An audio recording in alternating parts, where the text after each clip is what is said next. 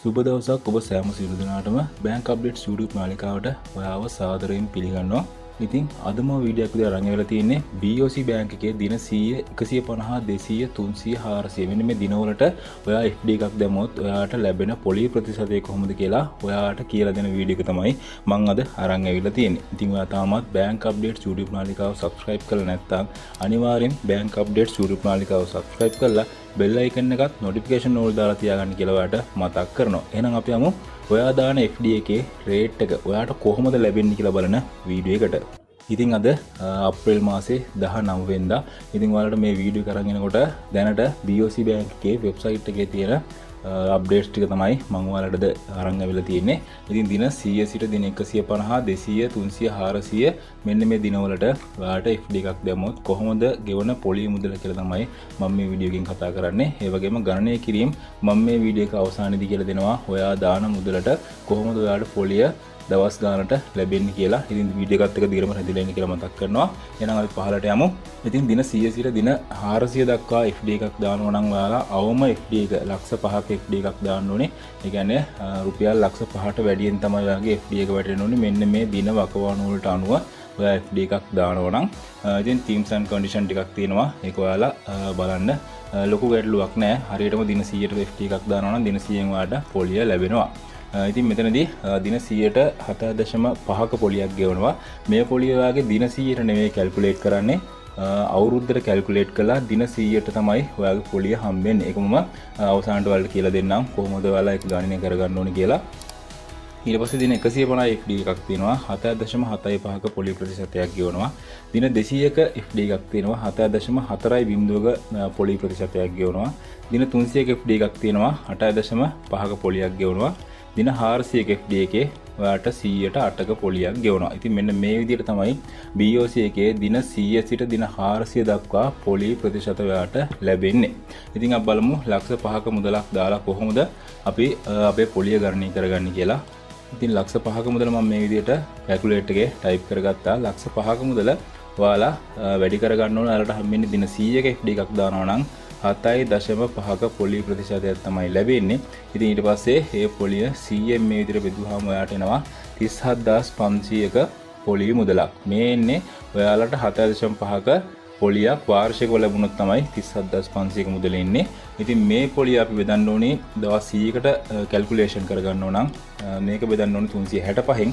ඒක 365න් බෙදුවට පස්සේ ඔයාට එනවා රුපියල් 102ක්. ඒ කියන්නේ දවසකට රුපියල් 102ක් ඔයාට හම්බ වෙනවා පොලිය විදිහට. ඊට පස්සේ මේක මම වැඩි කරගන්නවා 100න් වැඩි කරගත්තාම රුපියල් 10273ක පොලියක් එනවා. ඔයාලා දවස් 100කට ලක්ෂ 5ක මුදලක් FD එකක් BOC එකේ දැම්මොත් ඉතින් දින 100ට රුපියල් 10273ක්. හැබැයි මේ තියෙන්නේ ඔයාගේ withholding tax එක කපන්න කලින් මුදල. ඉතින් withholding tax එක ඔයාගේ වාර්ෂික ආදායම ලක්ෂ 18ට වැඩි නම් මෙන්න මේ මුදලෙන් ඔයාට අඩු වෙනවා 100ට 10ක withholding tax එක. ඉතින් මම මෙන්න මේක කෙටි ක්‍රමයකට ගන්නවා. ඉතින් 109 මේක වැඩි කරගත්තාම 9246ක පොලි මුදලක් තමයි ඔයාට withholding tax එක කැපුවට පස්සේ ඔයාගේ අතට ලැබෙන්නේ. ඊට පස්සේ මම ඔයාලට පෙන්නන්නම් දින 150ේ FD එක දැම්මොත් ඔයාට කීයක මුදලක් ලැබෙනවද කියලා. ඉතින් ලක්ෂ 5 මම මේ විදිහට ටයිප් කරගෙන මම මේක වැඩි කරගන්නවා 7.75. ඊට පස්සේ මම මේක බෙදනවා 100න්. ඊට පස්සේ නම් රුපියල් 38750ක මුදලක්. ඉතින් මේ ඉන්නේ වාර්ෂිකව නිසා මම මේක බෙදා ගන්නවා 365න්. ඊට පස්සේ මම මේක වැඩි කරනවා 150න්. ඊට පස්සේ එනවා 15924ක මුදලක්.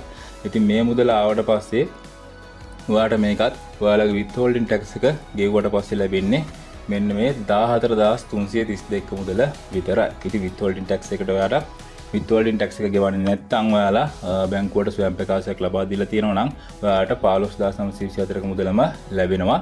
නැත්නම් ඔයාට ලැබෙන්නේ 14332ක මුදලක් පමණයි. ඊට පස්සේ තියෙනවා දින 200ක රේට් එකක්. ඊට පස්සේ තියෙනවා දින 300ක. දින 300ක රේට් එක තමයි BOC ලාගේ දැනට වැඩිම පොලි මුදලක් ගෙවන්නේ. ඉතින් අපි බලමු දින 300කට කොච්චර පොලි මුදලක් අපිට ලැබෙනවද කියලා දින 300ට. ඉතින් ලක්ෂ 5 මම මේ විදිහට ටයිප් කරගෙන වැඩි කරගන්නවා මම මේ මුදල 100ට 8.5කින්. ඊට පස්සේ මම මේක බෙදනවා 100න්.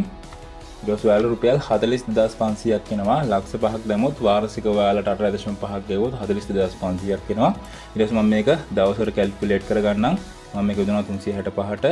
ඊට පස්සේ මම මේක වැඩි කරගන්නවා. අපිට දවස් 300ක් නේ තියෙන්නේ. 300. ඉතින් ඔයාලා රුපියල් 34931 මුදලක් එනවා. මේක එන්නේ ඔයාලා withholding tax එක ගෙවන්න කලින්. ඉතින් withholding tax එක ගෙවනවා නම් ඔයාලට එන්නේ රුපියල් 31438ක මුදලක් විතරයි. ලක්ෂ 5ක් ඔයාලා 8.5ක පොලියකට දින 300කට FD එකක් දැම්මොත්. ඉතින් මෙන්න මේ විදිහට ඔයාලට BOC එකේ FD එකක් දාලා ඔයාලගේ පොලි මුදල කැල්කියුලේට් කරගන්න පුළුවන්. ඉතින් මොනවා හරි ගැටලුවක් තියෙනවා නම් අනිවාර්යෙන් කමෙන්ට් සෙක්ෂන් එකේ කමෙන්ට් එකක් දාන්න. ඒ වගේම ඔයාලා withholding tax එක ගැන දන්නේ නැත්නම් ෆෝම් එක ගන්න කොහොමද වගේම ෆෝම් එක ෆිල් කරන්න කොහොමද කියලාත් මම ඔයාලට කියලා දෙන වීඩියෝ එකක් අනිවාර්යෙන් link එක share කරන්නම් කමෙන්ට් සෙක්ෂන් එකේ කමෙන්ට් එකක් දාන්න. ඒ වගේම ඔයාලා FD එකක් දාන්න ඉන්න මුදල කීයද කියලා අනිවාර්යෙන් කමෙන්ට් කරන්න. මම ඒකට නැවත ඔයාලට reply එකක් දෙන්නම්. ඔයාලගේ මුදලට පොලි මුදල කීයක් ලැබෙනවද කියලා ඕනෙම බැංකුවක ලංකාවේ තියෙන ඕනෙම බැංකුවක FD එකක් දාන්න පුළුවන්. ඕනෙම බැංකුවක ඔයාලා කමෙන්ට් කරන් යන්න. ඔයාලා කමෙන්ට් එකට reply එක මම ගේනවා. එහෙනම් මේ වගේ තවත් වැදගත් වීඩියෝ බලන්න ඔයාලා අනිවාර්යෙන් Bank Updates YouTube channel එක subscribe කරන්න කියලා මතක් කරන ගමන් ඊළඟ වීඩියෝ එකකින් හමුවෙමු. ඔයාලා හැමෝටම සුබ දවසක්.